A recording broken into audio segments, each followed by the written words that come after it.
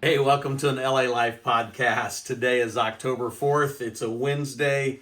Here we are midweek giving you some stuff. I'm smiling and laughing because we've had some just phone issues recording this. And so here we are trying this again. But hopefully you're having a good week. Hopefully you're enjoying what's going on. I don't know if you're at work. I don't know if you stay at home. Maybe this is a day off for you and you're tuning in. So whatever it looks like, hopefully it's a good day for you. Let me just start. And remember the kids' story of the tortoise and the hare, or the turtle and the rabbit? Let's just say it that way. Remember the turtle's slow and the rabbit's really fast.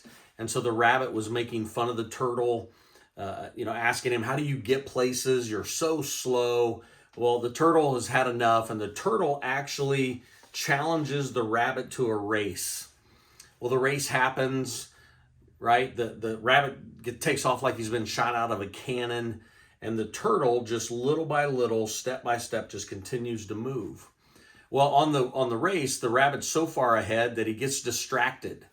He sees clover over here. He sees the stream to get a drink of water, and he's so far ahead he decides he's going to lay down and take a nap, and so he takes a nap. And meanwhile, the turtle just little by little just keeps moving forward, like he has endurance. He perseveres. He gets through it. He makes it. He gets past the rabbit while the rabbit's sleeping. And right before the finish line, the rabbit wakes up, but doesn't have enough time to catch the turtle, and the turtle wins the race. Well, you know the moral of the story. Slow and steady wins the race. Well, let me read to you a couple of verses today out of the book of Hebrews.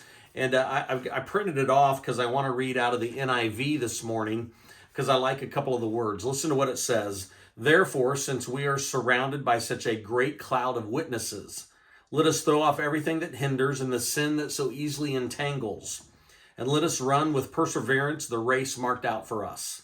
Let me just pause there. In the Bible, Scripture often talks about our faith journey as a race, and it always tells us to persevere, to have endurance, to keep going, to just finish. It's not about being first. It's really just about finishing the race. And so I want to ask you a question. Who or what encourages you to finish the race? Right? Who or what is encouraging you? Well, for me, I wrote down a couple of answers. Often it's my family, my grandkids, other friends. Sometimes I get an email that's encouraging.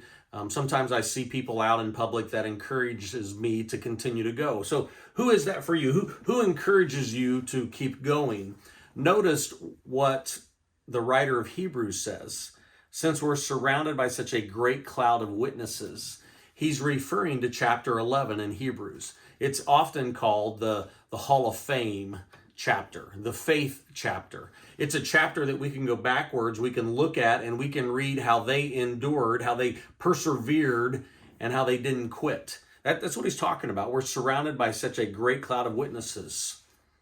But I want you to notice what else he says here in verse 2. He says, fixing our eyes on Jesus, the pioneer and perfecter of faith.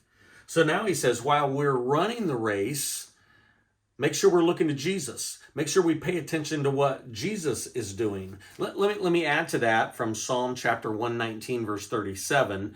Turn my eyes from looking at worthless things and give me life in your ways. Right? The psalmist now says, as I'm going along on this faith journey, I don't want to be looking to the worthless things. I don't want to hinder my race with things that aren't good for me. I want to pay attention to the ways of Jesus. If we go back to this Hebrews verse, it says, let us throw off everything that hinders. Well, here's what's true. This is true in my life. I bet it's true in yours. There are lots of things that the world offers that aren't bad things. They're not sin. It's not a bad thing, but I think I need it. And I chase after it.